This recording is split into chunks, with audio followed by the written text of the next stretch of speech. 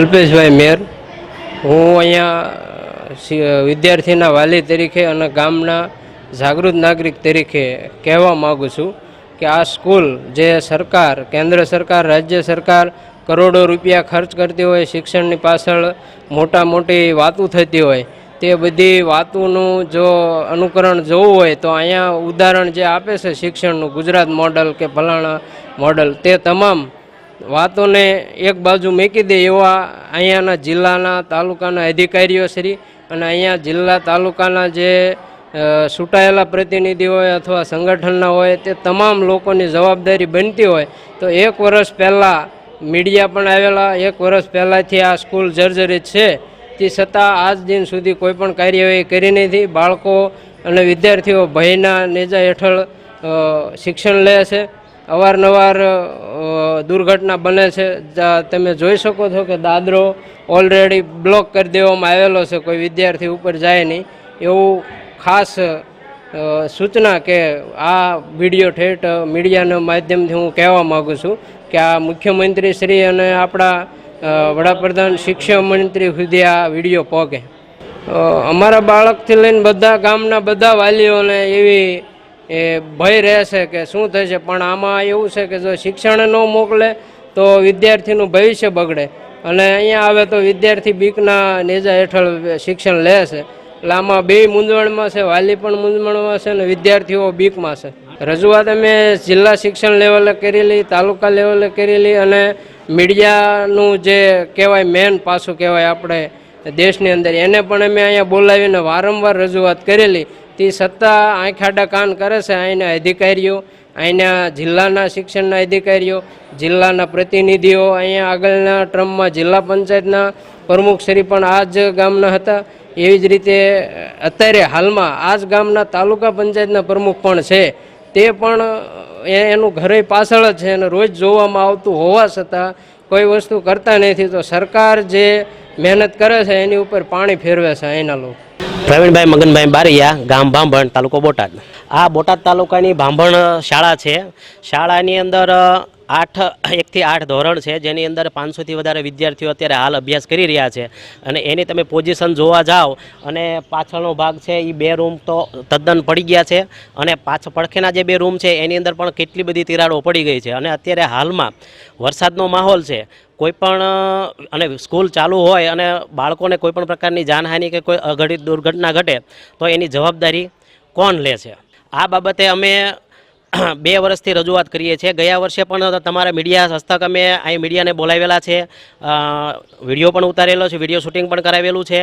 અને સ્કૂલ જ્યારે વેકેશન પડ્યું એ પહેલાં એની રજૂઆત કરી અને એનો ઠરાવ પણ લેવામાં આવ્યો છે, પંચાયતમાં પણ લેવામાં આવ્યો છે. છતાં આજ દિન સુધી તેની વૈકલ્પિક વ્યવસ્થા કરવાની વાત થાય છે, પણ હજી સુધી કોઈ વૈકલ્પિક વ્યવસ્થા પણ ઊભી કરવામાં આવી.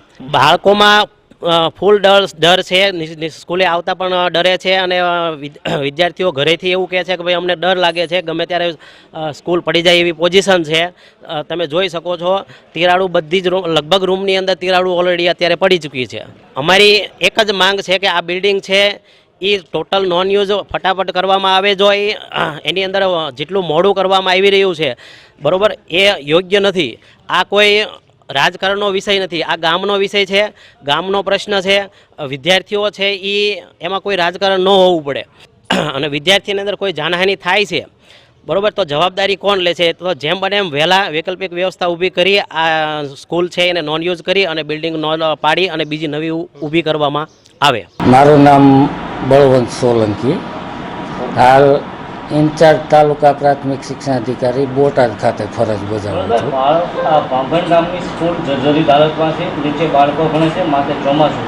હાલ આ સ્થિતિમાં કાંઈ ઘટના થશે તેનો જવાબદાર કોણ હશે અને કઈ સ્થિતિ અત્યારે હાલ શું? ભાંભણ ગામનું જે પ્રાથમિક શાળાનું મકાન જે છે જર્જરિત હાલતમાં છે. ગાંધીનગર ખાતેથી એન્જિનિયરોને અહીંયા સ્થળ તપાસ માટે આવેલ.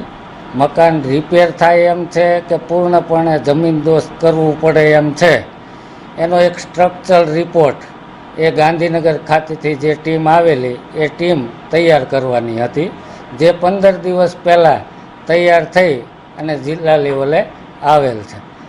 હાલ એવું મોટું જોખમ આ બિલ્ડિંગ ઉપર નથી, પણ તકેદારીના ભાગરૂપે અમારી અને જિલ્લા પ્રાથમિક શિક્ષણાધિકારી સાહેબની ટીમ વતી આજે અમને મોકલ્યા છે અને અમે વૈકલ્પિક વ્યવસ્થા ઝડપથી થાય એના માટે શું આયોજન કરી શકાય એના માટે અહીંયા આવ્યા છે. લગભગ 4 મહિનાથી આ સ્થિતિ હતી, પણ એન્જિનિયરશ્રીની ટીમ જે ગાંધીનગરથી આવેલી એણે સ્ટ્રક્ચર રિપોર્ટ તૈયાર કરીને અમને ન આપેલો, એના કારણે અમે એ સ્ટ્રક્ચર રિપોર્ટની રાહ જોઈ. સ્ટ્રક્ચર રિપોર્ટ હવે આવી ગયેલ છે અને સંપૂર્ણ મકાન જમીનદોસ્ત કરવાનું થાય છે, એની વહીવટી પ્રોસેસ અત્યારે ચાલુ છે. 1 વર્ષ થયું તો હજી રિપોર્ટ નથી આવ્યો. આ કોઈ ઘટના બનશે, કોઈ બાળકોને જાનહાનિ થાય એનો જવાબદાર કોણ રહેશે? હા સાહેબ, અમે પૂર્ણપણે જાગૃત છીએ, જાણીએ છીએ કે આ જવાબદારી અમારી છે. પૂરી તકેદારી રાખી અને વહેલી તકે આ બિલ્ડિંગ પણ નાબૂદ થાય, અહીંયા નવી નિશાળ બને અને હાલમાં શાળાના કેમ્પસમાં જે જમીન ઉપલબ્ધ છે ત્યાં કામ ચલાવ ધોરણે શેડની વ્યવસ્થા કરી અને ધોરણ 1 થી 5ના બાળકો જે નાના છે, જે અન્ય જગ્યાએ જઈ શકે એમ નથી, એની વ્યવસ્થા અમે અહીંયા કરીએ છીએ. અને ધોરણ 6 થી 8ના જે મોટા બાળકો છે એની વૈકલ્પિક વ્યવસ્થા અમે અહીંયા નજીકમાં જ 1.5 કિલોમીટરના અંતરે આવેલ જનડા પ્રાથમિક શાળામાં કરીએ છીએ. સાહેબ, સંપૂર્ણપણે તાલુકાના અધિકારી તરીકે મારી જવાબદારી થાય. બળવંત સોલંકી. એ જવાબદારી અધિકારી તરીકે મારી થાય, એ જવાબદારી હું સ્વીકારું છું. આદિત્ય કયા ધોરણમાં ભણે છે? 7મું. શાળાની સ્થિતિ કેવી છે? અમે રોજ અહીંયા અભ્યાસ કરવા આવીએ છીએ. અત્યારે ચોમાસાની ઋતુ છે એટલે પાણી થોડુંક ટપકે છે અને શાળા જર્જરિત છે, એટલે અમારી જેટલી વિનંતી છે કે આ શાળાને નવી બનાવો. ના, પોપડા નથી પડતા. આ જર્જરિત છે આ શાળા? હા, જર્જરિત છે. તો બીક લાગે ને?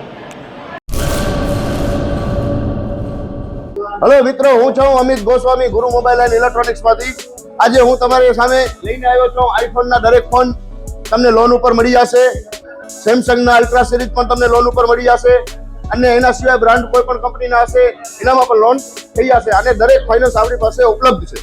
હું આનંદ ગોસ્વામી, ગુરુ મોબાઈલ એન્ડ ઇલેક્ટ્રોનિક્સ. અમારે ત્યાં તમને પ્રીમિયમ સિરીઝના હેન્ડસેટ, આઈફોનના, સેમસંગ, વનપ્લસ, વિવો, ઓપ્પો દરેક કંપનીના મોબાઈલ તમને લોન પર મળી રહેશે. સારું સિબિલ ધરાવતા લોકો માટે 0 ડાઉન પેમેન્ટ પણ છે. અને સાથે સાથે મિત્રો ઇલેક્ટ્રોનિક્સની આઇટમ પણ દરેક 0 ડાઉન પેમેન્ટમાં પણ થઈ જશે.